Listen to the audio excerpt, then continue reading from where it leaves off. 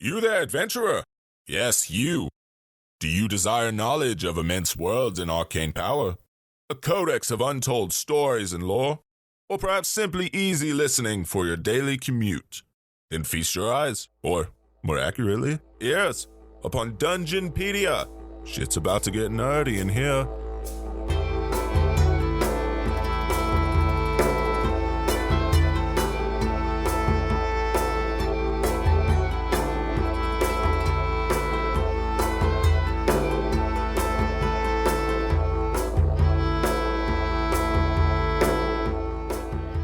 Everybody, and welcome to Dungeonpedia, an exploration into the lore of Dungeons & Dragons. We are your hosts for this week, Taylor Stanfield.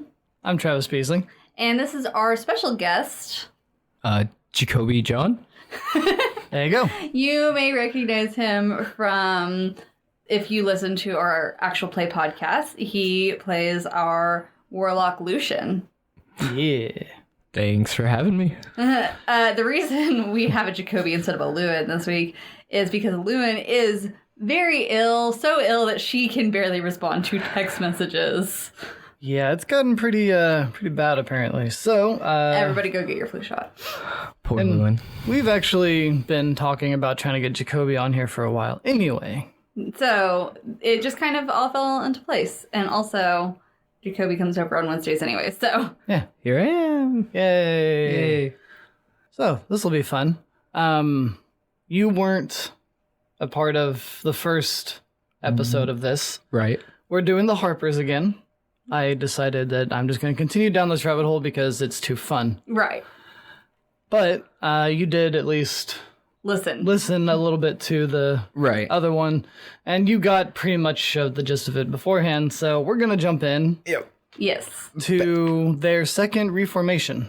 Okay. Which I guess would be the third time they've been formed all together. Yes. Second reformation, third formation. Third formation. Weird. But before we get to that actual point, there's a few things that I need to go over.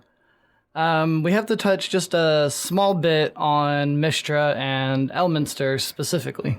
Right, because Elminster is Mystra's chosen. Yes, and has played a vital role in every formation of the Harpers, turns out.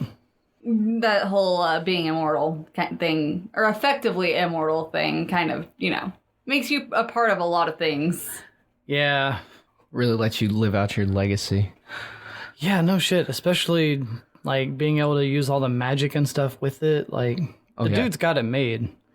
Yeah, I don't know how many times we've been told, or not told, asked to do an episode over Elminster, and it's like... It's gonna happen. It's gonna happen, but, it's literally so much work that has to go into... He sounds really cool. He is. The little bit that I have read of him through various things, I am going to do an episode over him at some point. A 5-parter, maybe. A 5-parter? Jeez. This one could end up being a 5-parter. Oh, who knows? Boy. If so, I'll take a break in between. You're not going to do what I did with the Eberron episode, and just keep going? I mean, I might. We do have a break with the other episodes in between, so yeah. I might. We'll see. So, after the last time they disbanded when they pissed off all the people in Elminster and Kelvin, we're like, nah, we're gonna get rid of this before it gets too bad. With the help of Mystra, who guided these specific people into Elminster's path, Elminster wound up training 3 other chosen of Mystra. Okay. Before they reformed the Harpers. Tried to figure it out, couldn't quite figure it out beforehand, but I believe we have talked a little bit in the Mystra episode about the 7 sisters. Yes, I can't remember exactly how much, and since Llewyn did that episode and is not here to tell us, it's a little bit hard to tell you exactly how much she talked about them. But I know we mentioned them, and I know we mentioned them again in the Illustray episode. Yes. So to just kind of go over that fairly quickly, especially because I'm sure, Jacoby, you're not quite sure. No idea. When it comes to being a chosen of Mystra, and probably a chosen of any deity, really, only certain people can really handle it.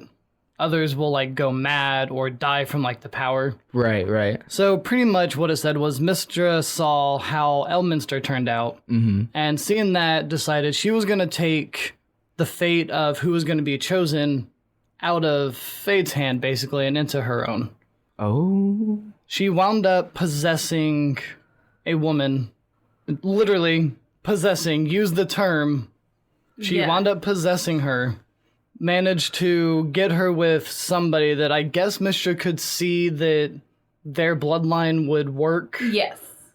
And pretty much forced her to have 7 children. They were all female, and the last one ended in a horrible disaster. She basically started, like, the possession was getting too great and she was dying, and her husband was like, oh no, she's possessed by a demon, and goes to, like, fucking kill her. Oh. Yeah.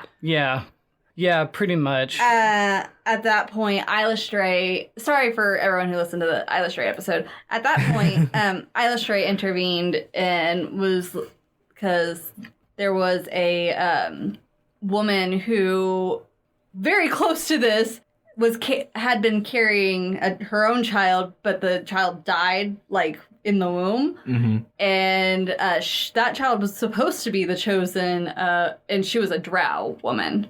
And she was supposed to be the chosen of Isla Stray, but so that Mistra didn't lose her chosen and Isla Stray didn't lose her chosen, they took the soul of the baby that the other woman was carrying and put it into the dead baby in the drow woman. Whoa. Yeah, it was a bunch of weird, crazy shit.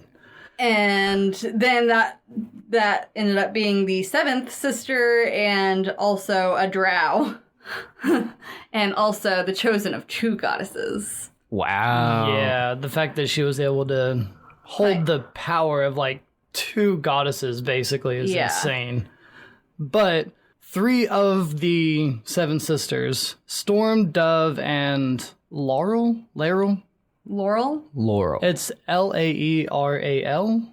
It might be pronounced Laurel. I'm gonna go with Laurel, but I could very well be wrong. Probably Laurel. I can't read, so. It's okay. None of us can read. We're all just like faking it here. I'm actually gonna try to... He just has a laptop in front of him, but he actually has no clue what it says. He memorizes some of the symbols. Yeah. It's how he's gotten by. Reading is Kinda? Oh, Laurel. Okay. Good to know. Laurel Silverhand. Anyway. So Laurel. These 3 wound up being the ones that Elminster wound up training and tutoring and basically teaching them how to use magic. And since they were all chosen, it was very easy for them. They all grew strong, had a good like bond with the magic. You said that all 7 were chosen, though? Right? Yes, right? all 7 were chosen. Okay. Just these 3 were, for whatever reason, the ones that Mistra decided to guide into Elminster's path. Yeah. She had like different plans for all of them, and chosen basically boils down to having an aspect of that god or goddess that resides inside of you. Right. Yeah. And actually, one of the other sisters, Saloon, wound up training under one of the original Harpers, one of the ones that survived from the last time. Oh, nice. Under her, like, father's household. Oh. It was like a worker in her father's household, and I don't think she was aware of the fact that he was a Harper at the time. Oh? But it just kind of randomly happened on that one. Fate and all that.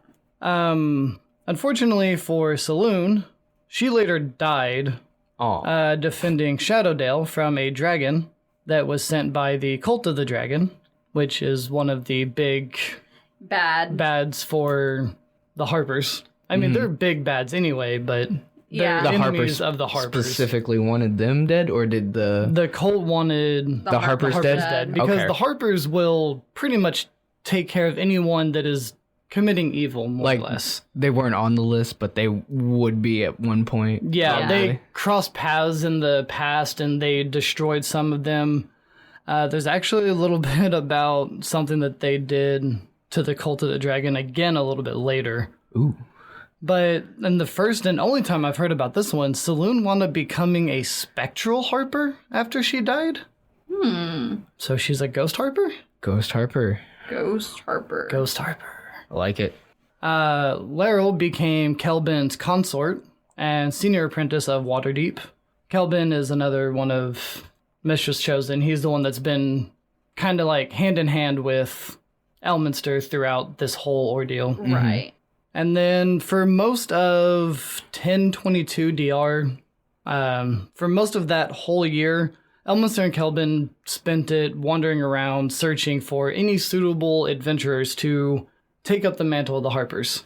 It was really difficult because they had a very specific set of like guidelines that people had to meet for them to want to show them everything. Right.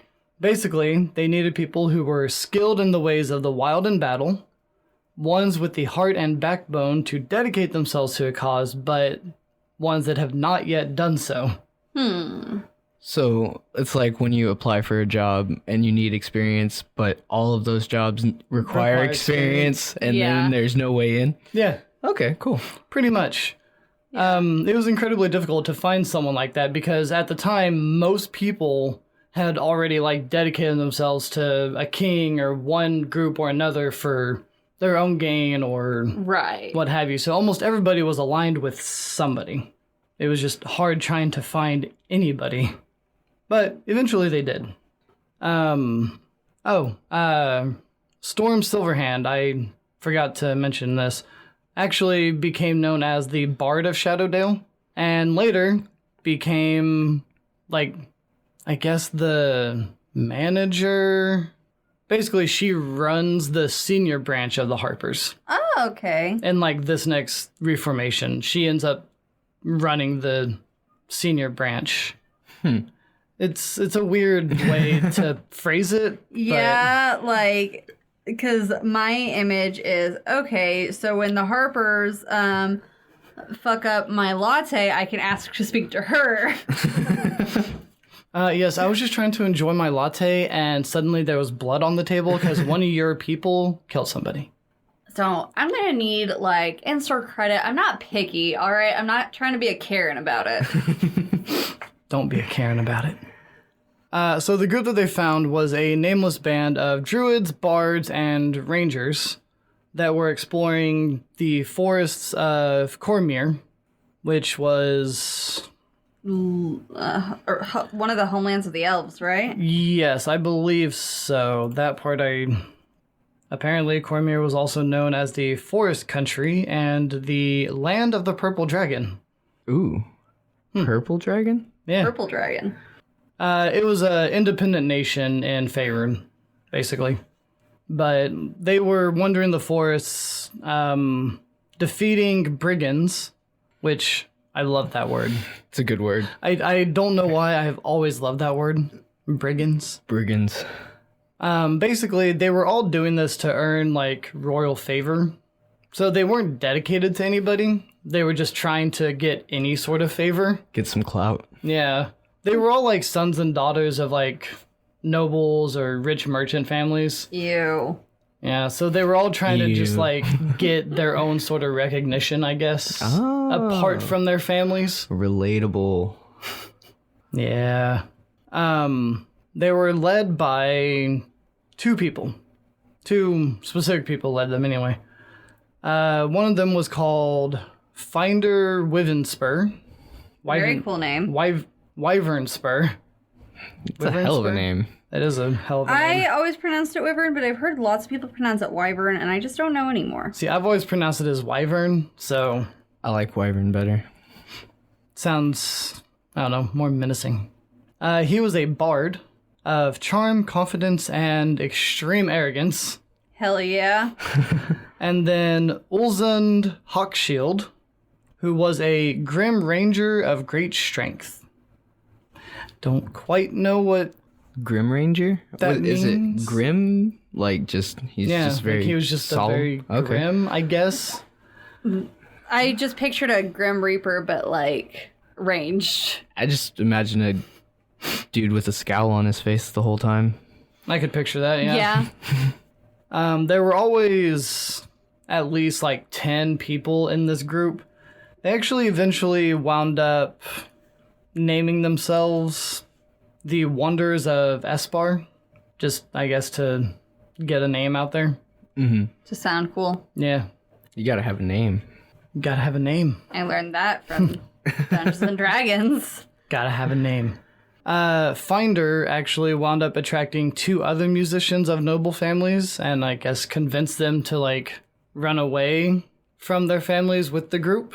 Nice. And they wound up joining them. And Elminster decided that the best way to sway the group was to get the 3 bards under his influence. And so he set up a chance meeting in the magical ways that Elminster does with the help of Kelvin. Wow, not Kelvin. With the help of Kelvin, the group was steered into meeting an aging old minstrel by the name of Gotchel the Harper. Gotchel. Gotchel. Gotchel knows. God damn it. Yeah. Didn't even register in my mind. Well, Gotchel was just Elminster. Oh. Magically disguised. Tricky bastard. You can't trust these bards. No. I know he's a wizard, Or but the chosen. Just can't trust anybody, really. he has the heart of a bard. The heart of a bard. Within a month of their meeting, the Wonders became the Harpers. Yay. It took him 1 month to convince them. Hey guys, you should totally change your band name. That's definitely what it feels like. Yep. So listen, I know what you're thinking, but trust me, this is gonna work. Also, Rebranding. It's a we lot should better. go for a prog rock feel now, I think. Mm-hmm. It's definitely the way to go. Look, I know what you're saying, but it's a lot more hip and current. And I should know. I've seen all of the different phases of music. All of them. But what about, no, all of them? Doesn't matter. Seen it, heard it. This is the best one. Deal with it. Prince agrees. Prince does agree. Sounds like he's trying to be his own band now. So, several of the Rangers and Druids actually had like their own private encounters with messengers or manifestations of their deities, telling them to basically be true to what the dream of the Harpers were, to follow the Harpers, join them, and do what they can to follow that path. Man, all of these deities are just so down for the Harpers. Yeah, so it was separate deities, like Yeah. from all of them, they're like collective different. Wow. Okay. Yeah. They just randomly, they would be walking and like one of them would have this weird encounter with a messenger or a manifestation, and they would just be like, yeah, so your god's gonna go ahead and tell you to go ahead and follow them. Just do it. Just follow them on Instagram, no big deal. So they did, because who's gonna tell your god no? Right? Damn. I can't really argue with you. Yeah, like You're a messenger for my god, so I mean, like, I guess, sure. Prog rock it is. guess it's gonna happen. Once it was formed and everything, Gotchel introduced the new Harpers to his friends, which were some of the surviving old Harpers from before. So he's still going as Gotchel, though? He hasn't revealed himself as nope, he keeps this Gotchel form for Okay. a while. Nice. Like, he never reveals who he actually is, just he is Gotchel the Harper, Okay. an aging minstrel. Sure. Who's not really aging. Who's not really aging. From here, he guided the group through several like smaller successful missions, kind of just in and around Cormyr. The biggest one being that they destroyed a community of killers for hire that were dedicated to Death? Baal. Oh, Ah. so yes. Yes, the god of death. So you were right. Good job. Yay, I was making a dumb joke. That was right. I love how often that happens. And eventually, after seeing that the missions are being successful, the Harpers are gaining traction, Elminster decided now might be the time to kind of fade back into the background. So Gottschall was killed by the agents of Bane. The young Harpers wound up finding his smoldering body and followed a trail.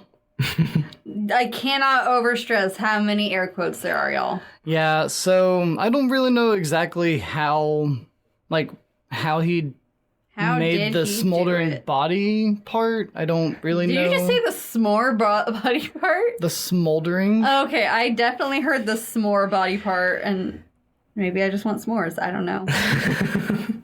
With body parts, you don't. No. Not those kind of s'mores. No. There was a trail that was very carefully laid out by Elminster beforehand that they followed, and it led them into the Sword Coast North. Ooh. Fancy. And pretty much wherever they went, like on their way to where they were going following this trail, they dealt death to any of the people that they crossed that were doing what they were against. Like, they did their job very well. So they kind of just moved and followed this trail, gaining reputation along the way, because Elminster's a fucking genius and just, like, laid this whole thing out for them to follow. I'm so proud of him. Sneaky little bastard. Right? So, the 1st century... Oh, yeah. I should preface this. This episode is going to be the 1st century of the Harpers' new reformation. The 1st century? Yes. Okay. There's, like... I think it's the 1st century, the 2nd century, and then after that it says, like, the Harpers today. So kind of where you would run into the Harpers in a campaign. Okay. So this is just, like, the Reformation, and then them within the 1st century. Okay. This ends up being, like, the permanent Reformation. Okay. From as far as I could tell. I didn't read... Up to now. Too far ahead, but... within the 1st century, Elminster and Kelvin... faded into the background, but, you know, as always, not completely. Of course. They continued to manipulate the Harpers from the shadows. They drew them into trade alliances. Manipulating a shadow organization from the shadows. Sounds ominous. I mean, Elminster was the original Harper, so... And has been around for, God, at this point, like 2 centuries or some shit? Like... Yeah, he's seen some shit. He's been around a while. They helped them realize that they needed to make gold in order to support themselves. Gold helps. Gold helps. That was kind of an issue with the previous Reformation was... They ran out of gold? Well, they hit like a wall, basically, to where they didn't grow anymore, but their enemies did. So this time, Kelvin and Elminster are trying to make sure that that doesn't happen. Because they've never really been for hire, right? They've always just worked for themselves. They just do what they do from the shadows, and people see the sign, hear about them, and that's about it. See, that's where they fucked up. You got to do it for money. You got to do all of your good deeds for money. Always. Good deeds are always better for money. In order to make gold, they chose caravan running and merchant shipping. And this also actually helped them to spread their influence around as well. And to gain, like, vital information.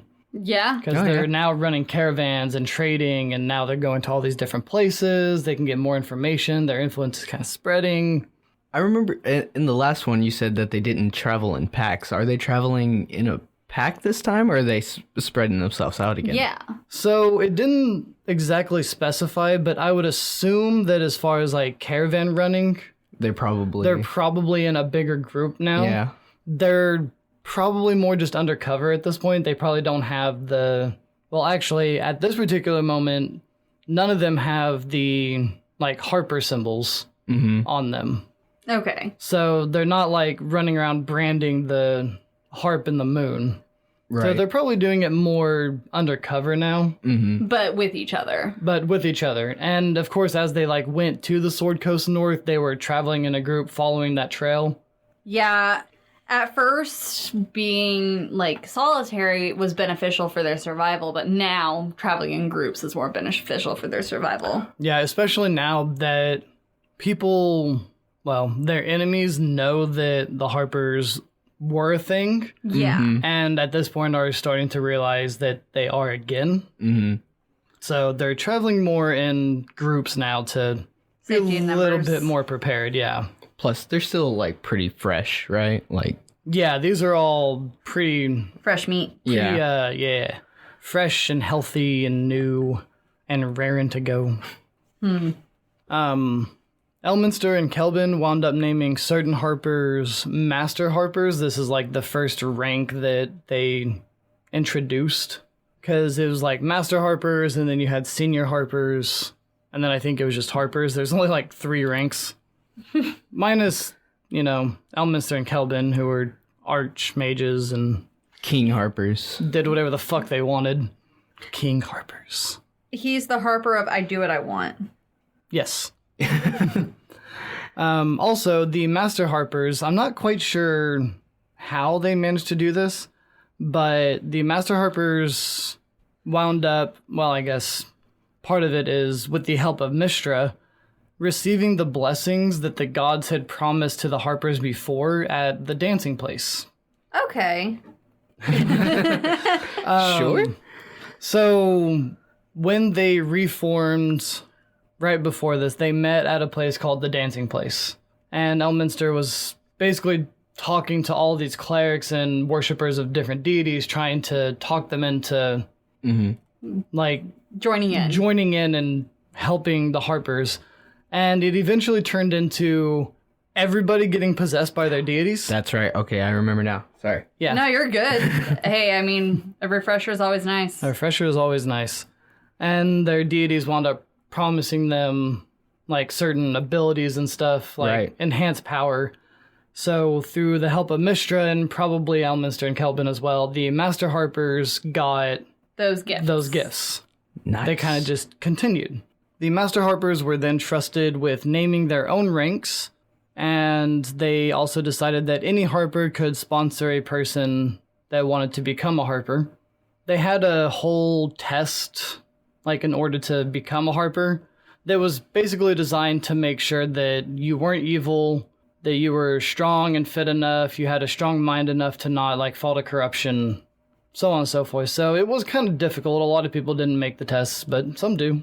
See, I was going to make a joke about, like, they definitely should have not let you, like, name your own rank, because I would come up with something stupid, but then I'm like, no, I'm not even strong enough to be a Harper, so, Well, it's not really an issue. I'm too corruptible. You would then have to become a Master Harper to be able to name your own rank, so... You act like I wouldn't do that just to be able to name my own rank. Fair enough. Elminster and Kelvin then decided that it was time to aid a little bit more, so they crafted harp pins that had magical powers. They sent dreams to some of the Master Harpers that led them to Gotchel's tomb. It's time to step back into the shadows. Oh, wait, no, I want to do more hands-on stuff again. Well, yeah, but see, no one knows that Elminster is the one doing all this. Yeah, I know. I'm calling Elminster out. Him specifically. Him yeah. specifically. Whenever they got to the tomb, they found a generous handful of pins. The exact quote, a generous handful. Generous handful. Sitting on the stone slab that covered Gotchel's remains. And they were in the outline of a crescent moon. Nice. This is where I would also like to point out that and I don't know if this is how it was the whole time, but at least it said the remains that were in Gotchel's tomb were that of a shepherd. So Just a random shepherd? yeah, it just says though they were the remains of a poor shepherd. So did Elminster substitute his body for the shepherd when he fucking burned it? Did he kill an innocent dude? I'm hoping not. Probably not. It didn't say. It said poor shepherd. It said poor shepherd. I don't know if that means He was like, oh, probably you already poor soul. dead. He was probably already dead. Okay. Fair. Either way, it wasn't, Elminster. Elminster, Right. obviously. They then sent more dreams to the Master Harpers that found the pins, telling them 3 specific things about them. First one is they were to call upon the best wizards and smith in time to come and craft more of them. All true harpers and only true harpers were to wear the pins, and only master harpers could name a senior harper the rank of mastery. Why that last one was involved with the pins, I'm not quite sure. It's just one of those little memos that you slide in. Yeah, he had to make sure that they got that. They were like, oh crap, we forgot about this. Let's add that in here. Let's go. Send it in a dream. It's fine. It'll be fine. Don't worry. They'll get it. They always pay attention to the dreams. And then Elminster had another idea, where he went back in a disguise. Different disguise. A different disguise. Okay, Elminster, I'm going to need you to decide. Do you want to be in the room or out? Oh, but Elminster's a cat. see, this disguise was to be out of the room. Huh? All right, I'm going to... Yeah, I know it was my analogy, but please just...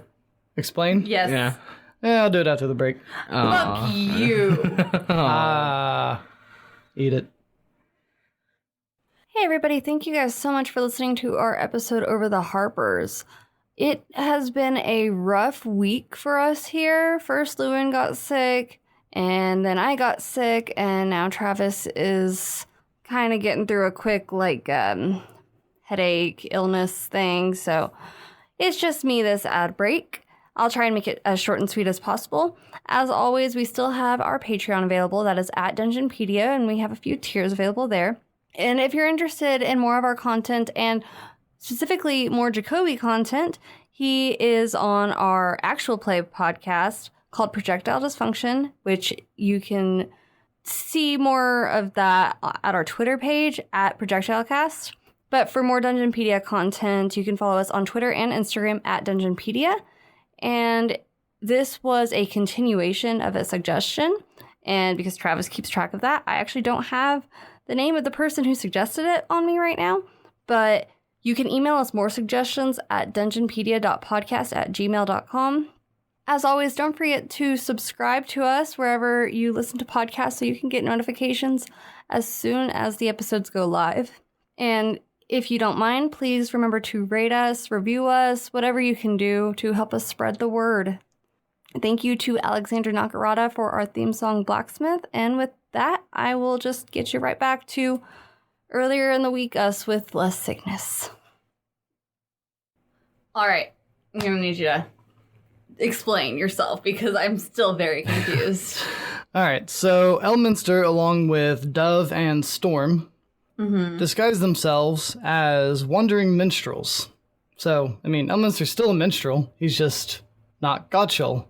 He's a different minstrel this time. It's like when your character dies and you make that character 2.0, but it's a different guy. You add junior to the name. There you go. Or senior if you want to play an older one. Yeah. Yeah. Avenging his son. Yeah. Anyway. So, under the disguise of wandering minstrels, they spread the word of the mystique and adventure of the Harpers. Basically, they just went around singing about them. Yeah. So their idea of helping out is more advertising? More or less. Okay. For the secret, but they did group. They did it in such a way that they didn't give any specific, these are the members' names, or this is where they are. I would hope not. Yeah. Just wandering minstrels, these are the tales that we have heard of this shadow organization doing good for everybody without payment. Right. Bard stuff. Bard stuff. Yeah. Fucking weird-ass bards. They did, however, include a few hints as to where they might be able to find a Harper stronghold if anyone wanted to become a Harper. See, that's where they fucked up. You say that. Okay. Ooh. So they followed the words that were sung by these minstrels. They found their way to an inn that was west of the Bridge of Fallen Men, and the inn had a big old sign that said, "The Sign of the Silver Harp." Okay. That was the inn name. I just chose a weird way to say it because I can. Fair enough. But the inn was called the Sign of the Silver Harp. So people would go and like follow these weird clues and find it and try to become Harpers. And eventually, naturally, an enemy of the Harpers decided that they were going to use this to strike against them. Oh, yeah, of course. That's why I said I think that's where they fucked up. Specifically, they were the followers of Bane, because they just can't fucking stay away, apparently. Right? No. Is that like the main enemy? It's pretty much, yeah. They're like right up on top of the list. The followers of Bane. Well, Bane has his fingers in a lot of pies. Yeah. And is eating none of them. So, but instead of like attacking them directly, they contacted Gargoth. Yeah. He was a demigod Okay. of betrayal, cruelty, political corruption, Yay. and power brokers. Okay. Yeah, One of these things is not like the others. that last one just kind of got slid in there like, yeah, cruelty, betrayal, political corruption. He needs one more. Power brokers? Sure. Why not? Right? And they basically enlisted his aid in attacking the inn. But, see, this is why I said you would think. Elminster was prepared for this to happen. And kind of, like, not wanted it, but definitely expected it and was more than ready. I think he wanted it. He's an old man who's bored. That's why he went on the road. He just wanted to go sing some songs. He got bored and was like, I'm going to go travel a little bit more. Yeah. It's not like I'm going to die. And then they're like, but you're going to attract the attention of someone bad. And they're like, oh, Good. He's like, good. I'll be able to fucking kick their ass. Good. Bring it. He wasn't expecting it to be, Gargoth, Right. but it didn't matter.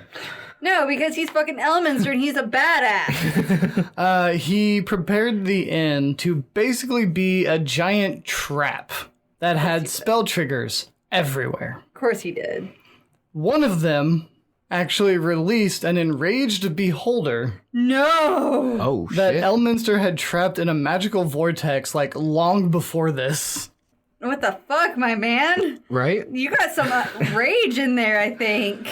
So, Gargoth and, Bane's followers attacked the inn.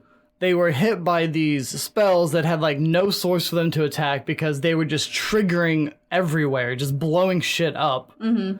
And then suddenly, out comes this enraged beholder. Oh, good. Who's, like, bored and angry and hungry. Yeah, no telling how long it's been there. Yeah, it literally just said long ago. I don't have a time reference for when he trapped the beholder. No. But yeah, I'm sure the beholder was pissed and probably very hungry. Probably. So, not only this, they also had two archmages hurling spells at them. Nice. Like, they lost. Yeah. The inn got burned down to the ground, but they lost. Gargoth fled and was like, fuck this shit, I'm leaving. Like, I'm not dealing with this anymore. The followers were completely defeated, and the Harpers gained a massive reputation boost after this. Nice. Yeah, okay. So, yeah. Yeah. Fine. Also, a fun little side note, that inn, anytime somebody, like, buys it and goes to rebuild it, Bane's followers come and burn it to the ground. What the fuck? They did not like that shit, did they? Nope. Like, anytime it's rebuilt, they'll come, burn it to the ground, and leave. Damn. It doesn't even matter if it's like the Harpers. They burn it to the ground and they leave. They're like, that's not staying up. This is a monument to our colossal failure. It doesn't get to stay. It's just funny as hell because they're just like, someone rebuilt it and let's go burn it down again. We just burnt that thing down. God damn it. And also, you would think that after like 3 or 4 times, people would know to just stop buying that property and rebuilding it. Yeah. Hey. Shut up. So the Harpers, did they use that after at all, or did they No. like immediately? They abandoned it after that. They were gone. They built the stronghold somewhere else. It was just like, it's fine. All I'm saying is that sentient people are very stubborn. It's true. It's true. That's why when white people buy houses that are haunted, they stay in them. I mean, I was gonna try to refute that, but it's true. It happens. Joey is one of them that will specifically try to find a house to buy if it's haunted. Okay, well, Joey's weird. Yeah, I know. And following this, the Harpers actually had a lot of, like, really good luck for a while. The while is what makes me nervous. Right? Yeah. Because, like, following not long after that, the Harper agents, the ones that specifically had been following the Cult of the Dragon, Yeah. found the lair of a Dracolich. I don't know how to pronounce his name. Alglodix? Probably. Dracoliches have weird names. It's a dragon name, you know. Yeah. Wound up destroying it, like completely killing the undead dragon, Good job. and seized its hoard of treasures. Nice. And then Kelvin took to covertly investing those funds into properties and businesses in cities just all up and down the Sword Coast. But not the previous inn. But not the previous inn, because everyone knew that that was a bad idea. This ensured that the Harpers had permanent income. Smart. And it actually made the Harpers the largest secret landlord in Waterdeep. I love it. That's awesome. Even still, like it said, like to this day, they are the largest secret landlord in Waterdeep. See, there you go. Money. That's all you needed. So now, you know, they own all these properties. They're renting it out to people. They're getting all this money coming in, which I can only assume that Kelvin probably put it under some fake, Pseudonym. like, pseudonym name, so they don't know that the money's going to the Harpers. I would hope so. Yeah. Unless it was just another ploy for them to get attacked again and then get more famous. Not this time. Yeah. Not this time. They didn't go and trap all of these businesses and stuff to blow up and release beholders and... Yeah, because that feels like at that point they would stop being good and it would be very evil. It's pretty good, though. I mean, it was funny, at least. Maybe not good, but funny. Funny. So, then after this, we had the followers of Malar. The Beast Lord? Yes. Yeah. Lesser deity of the hunt, evil lycanthropes, bestial savagery. Ooh. He partnered with Lolth to try and kill Corellin. Elven gods. Okay. He's an ass, basically. Cool. The followers of Malar began what was called the Great Hunt, where they basically just hunted down rich and powerful rulers, Hell yeah. trying to plunge the land into sheer chaos and lawlessness. Hell no. I love how you were down for the hunting down Yep, rich and powerful people. Yeah, and then immediately... Like, lawlessness is where we lost you on that one, huh? Look, chaos has its place. Okay. Eat the rich. I mean, given what Malar looks like, he probably would. He probably did, yeah. Yeah. So, Elminster, seeing this, sent the Harpers to kill any of the followers of Malar that they could. And after 2 winters, they actually wound up killing Belagos Wolfwind. A cool fucking name. Real cool name. He was the priest that led the hunt. He was like the major priest that started it and led it. And so... He got it the coolest name. Yeah, he got the coolest name, Belagos. Makes sense. Wolfwind. But it's W-Y-N-D, like wyvern. Of course. Yeah. Has Now, to be different. we get to the more, like, slight downslope part here. Aww. Over the course of, like, this whole time, Finder Wyvern Spur turned evil. Yeah. He started searching for ways to immortalize his songs. Just to... I mean, his arrogance, really. Oh, no. No, not his arrogance. His arrogance caused this. Resist urge to make joke. Yep. Proud of you. So difficult. And in doing so, he wound up trying to cast this spell that wound up killing 2 of his apprentices. Damn. Yeah, I don't know what the fuck that spell was supposed to do, but I don't think it was that. I mean, maybe it was. It might have been. But hopefully not. Yeah. This caused the local Harpers, I guess the ones that were like wherever that happened, to call a meeting with 3 of the senior Harpers where they determined that the Harpers would police their own. Because up until this point, that had never really needed to be a thing.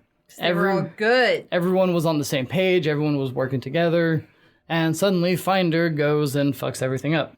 He was before the test, right? Yes, he was a part of the original like wanderers that Elminster found. Yeah, so he didn't have to go through the test. Yeah. So, should have retroactively tested him.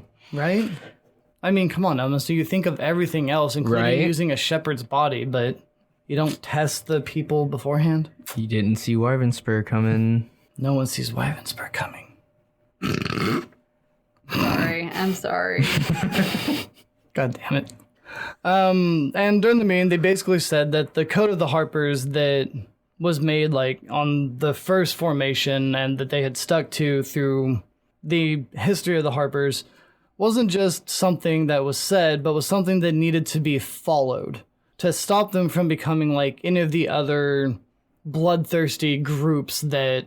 Any of those other groups. Yeah, any of the ones that like started doing things strictly for money or strictly for glory. The Code of the Harpers was set to follow this and to stop greed and to stop their whole thing from unraveling and becoming this mad money grab, basically. And so they decided that as punishment, Finder's songs and his name would be forgotten by all. Nice. Damn. And with a powerful spell, they stripped his name even from his own mind. Oh, fuck. Damn. And he was banished to another plane of existence. That's brutal. The banishment lasted 300 years. I don't know if he wound up dying in that plane or escaped, but whatever plane they sent him to, he was there, known as the Nameless Bard, because he didn't know his own name. Oh. Oof. For 300 years. Nice. Like, talk about, like, a punishment that fits a crime. Right? They were like, all right, fuck you. Here we go. So soon after this, the Heralds, which were the group of like historians that the Harpers had helped form in their first formation, I believe. Yeah. They were the ones that basically keep note and track of the history of everything in Faerun and everything like that. They were still a part of the Harpers at this point. But now they decided that they were no longer able to function as trusted Harpers because they looked at it and they feared that the Harpers were becoming just another power group. Right. And they wanted to split themselves off from the Harpers. Okay. It wasn't like hostility or anything. They were just like, we're seeing what's happening. We don't want to be a part of this. To be fair, I mean, like, it did kind of seem that way. I can see why they would think that. Yeah, there were a few things kind of right back to back that they were like, I'm not totally comfortable with this anymore. And since there was no other way to keep them, Elminster and Kelvin came up with a very peaceful way to like part ways.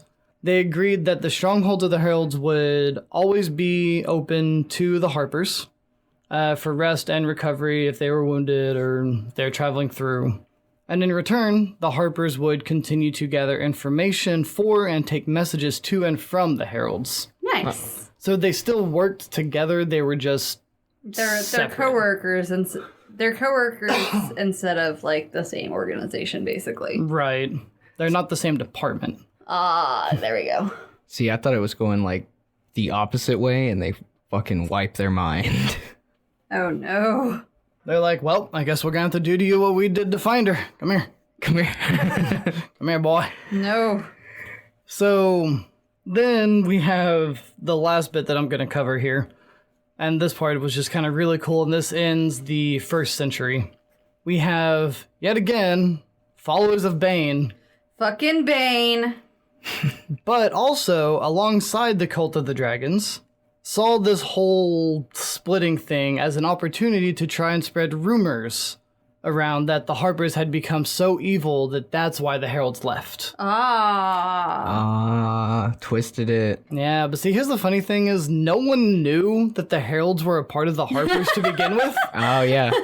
No one had any fucking clue. So they were just like, I don't care. I guess I believe you, but I don't know what you're talking about, and also, really. like, I don't really know what that has to do with, like, anything, so... Yeah, most people just, like, didn't believe them because they didn't know the Heralds were a part of the Harpers. The Heralds weren't a part of the Harpers. Just didn't matter. They were like, I don't care. Right. Go away.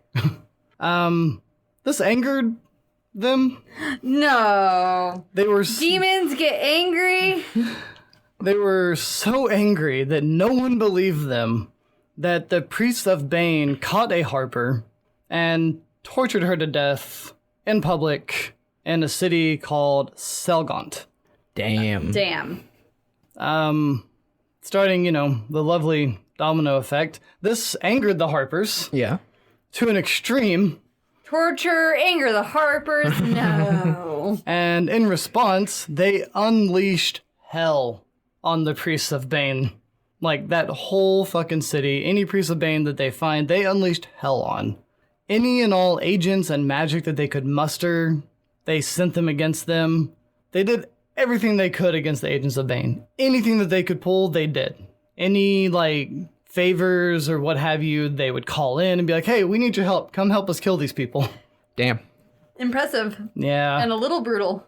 And eventually it actually wound up killing who was the High Imperceptor of Bane.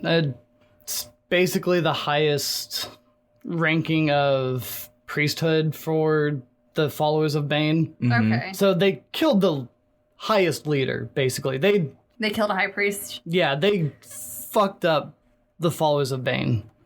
Completely. Then... Oh my.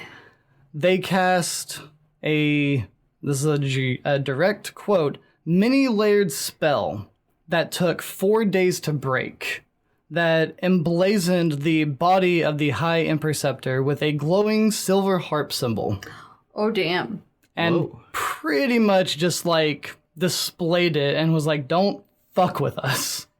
The Harpers are, they're getting kind of... Little twisted. Little twisted, yeah. I feel like, demons are evil and everything, but damn. I mean, they killed a Harper. Look, I'm not saying that it was a bad call. I'm saying that, and this is something that you have pulled on me before. I'm saying that mutilating a dead body might make you start to lose your good alignment towards neutrality. Possibly. At least it starts you on that path, and you cannot deny that I'm wrong there. No, it would start you on that path, but that's kind of where that ended. Because then the priesthood of Bane turned tail and fled away from the Harpers for a good while. I'm assuming what was left of it? What was left of it, yeah. Because obviously they didn't go around all of the lands and killed all of them, but right. They got the High Imperceptor, so they did something. Yeah. It also ultimately enhanced their reputation, even further, because they just took out this massive priesthood. Yeah. 90% of it, probably. Put a glowing harp on him, too. Yeah, put a glowing harp on him. And they kind of just ran away from the Harpers because, one, they were probably scared shitless. Oh, yeah. Oh, yeah. And very, very weak after that. And then the other part was... the position of High Imperceptor was now open. Ooh. Time to start killing each other. So for they the started fighting within themselves. Oh, is that how that works? I guess so. I don't really know how they choose. I'm gonna guess that there's infighting and murder. Yeah, It is. they don't seem like a very organized or political affiliation. No, they're also, demons. Demons and demon worshippers. Yeah, demons and demon worshippers. So I wonder if that means that the High Imperceptor at the time might have actually been a demon rather than A person. A person? Perhaps. I even like tried to look up like High Interceptor to see if I could get a name for this particular time, and it didn't give one. It gave like a list of significant High Interceptors, but there was like 2 or 3 of them. And the one that was murdered wasn't one of them. Not that I could find. So I don't really know what or who it was, but they did. They did. They did. They so did. Where did they display that body? It didn't say, but they might have done it in Selgont. I kind of assumed, but I don't know. Or they could have just done it wherever the hell they killed it. Maybe actually at like the stronghold that the High Interceptor was in. Mm-hmm. They displayed it somewhere and everyone got scared. Yeah. Yeah. And the Harpers got very, very powerful. And that ends the 1st century. With a lot of scary and, I'll admit, somewhat twisted strategies. Effective nonetheless. Effective, absolutely. Just, yeah, it was a little This is one of those out moments there where if I were a DM, I would be saying, you know what? You gotta go pray to your god. Because you fucked up. Okay, but No. but see, when I don't think that that's necessarily mutilating the body, though. I mean, it's open to interpretation, but like they definitely were a little bit driven by revenge on that one. Not necessarily just their, oh, we need to smite evil.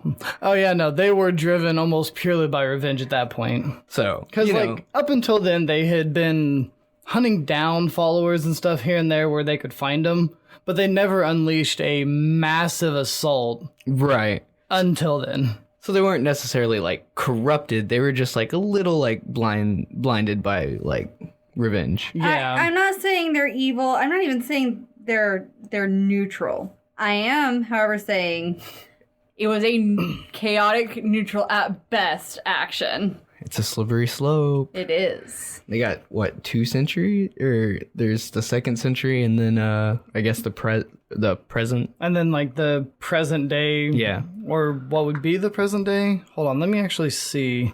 Oh, you know what? I think I was wrong. Yeah. So it's actually the 3rd century and then the 4th century thus far. So okay. I guess, and this is all from the Code of the Harpers book, which I believe is for 2nd edition. Oh no, there's gotta be a lot of more information. Oh no. Yeah, this is covering like the earliest formation and what was written about the Harpers that I found, which was this entire fucking book called The Code of the Harpers, and it has so much information in it. At this point, I fear that I'm going to end up just like reading Just reading the book. just reading the book on podcast, and I'm gonna try to avoid doing that, but I will cover the Harpers a little bit more, because And I'm sure because Elminster can't keep his fucking hands out of it, there will be more Elminster. oh yeah, actually I did read ahead in the 2nd century, and Elminster does some weird stuff that pretty much involves him, you know, being immortal and everything. Right. Well, Everything involves him being immortal. mostly immortal, all but immortal. He starts to just travel to different planes as well because he gets bored. Oh. So there are some shenanigans that happen from a different plane later on too. Some plain shenanigans. Some plane shenanigans. Well, Damn it, Elminster. Just stay in your lane. The whole world is his lane at this point. I thought about that as soon as I said, I was like, yeah. I mean, it's just the whole world is his plane or lane. Wow. Apparently, other planes are his lane as well. he's got lane planes, okay? He has, yes. He has lane planes. Plane lanes? Sure. Doesn't matter. No, either way. Thank you guys so much for listening. If you have enjoyed listening to Jacoby and you haven't checked it out yet, we have our actual play podcast, which Jacoby is a part of. Yeah. It's called Projectile Dysfunction. More of his comments on that one. Well, in that one, sorry. Not on that one. I mean, I guess you can comment on that if you want to. I'll say that If you didn't, I won't be in the next one. So, there's that. And if you did enjoy him on this one, let us know so we can drag him back here because people like him. And they will drag me back here. We will. We will. It'll happen. Don't forget to follow us on our various social media platforms at Dungeonpedia. And as always, thank you so much. Continue spreading the word. Yes. I guess hopefully Llewyn will be feeling better next week. Yes. We're gonna hope that she feels better and send this episode for her to edit as a big thank you or a big get well soon. Get well better. soon. Yay. But thank you once again for listening, and we're going to catch you next week here on Dungeonpedia. See, Elminster does so much shit, though. Yeah. I'm gonna have to cover him. At some point.